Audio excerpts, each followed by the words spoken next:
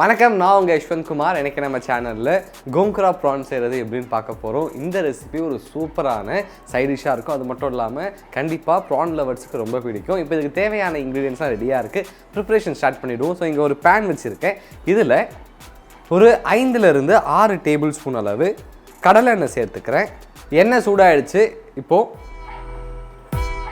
1 teaspoon அளவு கடுகு சேர்த்துக்கிறேன்.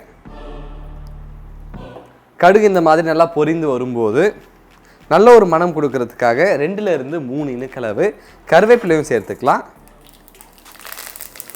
கருவேப்பிலையும் நல்லா இந்த மாதிரி பொரிந்து வரும்போது 4 வெங்காயத்தை நல்லா பொடியாக நறுக்கி சேர்த்துக்கிறேன். இந்த வெங்காயம் சீக்கிரம் வதங்கிறதுக்காக இதில் தேவையான அளவு உப்பும் சேர்த்துக்கோங்க. மீடியம் ஃப்ளேமில் வச்சு அடுத்து ஒரு 2 to 3 நிமிடம் நல்லா வதக்கிக்கலாம்.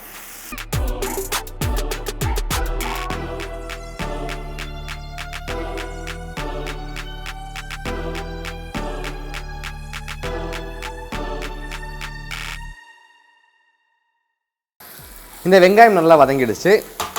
இந்த நேரத்தில் 2 தக்காளியை நல்லா பொடியாக நறுக்கி சேர்த்துக்கிறேன். கூடவே மஞ்சள் தூள் மற்றும் 3 டேபிள் ஸ்பூன் அளவு மிளகாய் தூளும் சேர்த்துக்கலாம். இது ஒரு முறை நல்லா கிளறி விட்டுக்கோங்க. இன்றைக்கி நம்ம ப்ரிப்ரேஷனில் நான் குழம்பு மிளகாய் தூள் தான் சேர்த்துருக்கேன். ஒருவேளை வெறும் மிளகாய் தூள் தான் இருக்குது அப்படின்னா 1 டேபிள் ஸ்பூன் அளவு மிளகாய் தூள் மற்றும் 1 டேபிள் ஸ்பூன் அளவு மல்லித்தூள் சேர்த்துக்கோங்க. இந்த தக்காளி நல்லா குழையணும். அது மட்டும் இல்லாமல் நம்ம சேர்த்துருக்க மஞ்சத்தூள் மற்றும் மிளகாய் தூளில் இருக்கக்கூடிய பச்சை வாசம் முழுமையாக போகணும். ஸோ அது வரைக்கும் இதை நம்ம லோ ஃப்ளேமில் வச்சு நல்லா குக் பண்ணிக்கலாம். இந்த நேரத்தில் வேற ஒரு பேன் எடுத்துக்கிறேன். இதில் 1/2 கப் அளவு கோங்குரா கீரையை சேர்த்துக்கலாம்.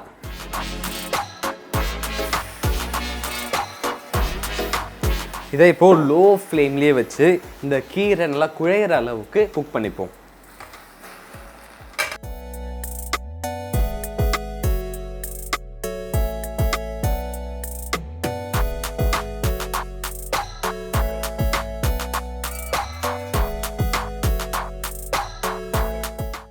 கீரை இந்த அளவுக்கு நல்லா குழைந்ததன் பிறகு ஸ்டவ் ஆஃப் பண்ணிவிடுவோம்.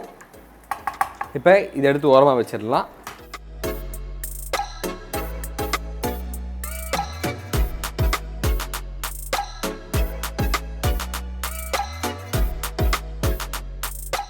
தக்காளி நல்லா குழைஞ்சிடுச்சு.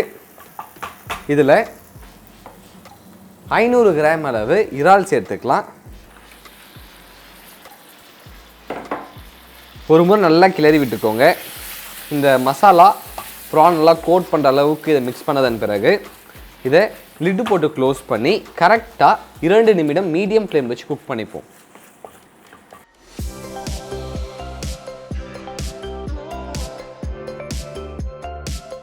இது 2 நிமிடம் நல்லா குக் ஆகிடுச்சு. ஒரு முறை நல்லா கிளறி விட்டுக்கோங்க. இந்த ப்ரானில் இருக்கக்கூடிய தண்ணி முழுமையாக சுண்டணும். அது வரைக்கும் நம்ம லோ ஃப்ளேம்லேயே வச்சு நல்லா குக் பண்ணிக்கலாம். ஸ்மால் சைஸ் ப்ரானாக இருந்துச்சு அப்படின்னா ஒரு 3 to 4 மினிட்ஸ் குக் ஆனாலே கரெக்டாக இருக்கும். இதுவே கொஞ்சம் மீடியம் சைஸில் இருந்துச்சுன்னா ஒரு 4 to 6 நிமிடம் வரைக்கும் நம்ம இதை குக் பண்ணிக்கணும்.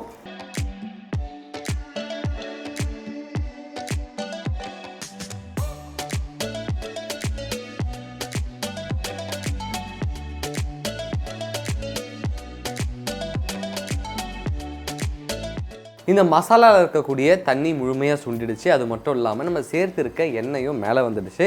இந்த நேரத்தில் நம்ம நல்லா குக் பண்ணி வச்சுருந்த கோங்குரா கீரையும் சேர்த்துக்கலாம்.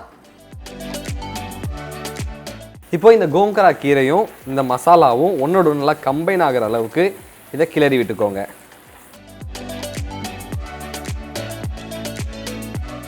இதை நல்லா கிளறி விட்டாச்சு. அவ்வளோதான், ரொம்பவே சுவையான சுலபமான கோங்குரா ப்ரான் ரெடி ஆகிடுச்சு. இதை எடுத்து அழகாக ஒரு பவுலில் போர்ஷன் பண்ணிக்கலாம்.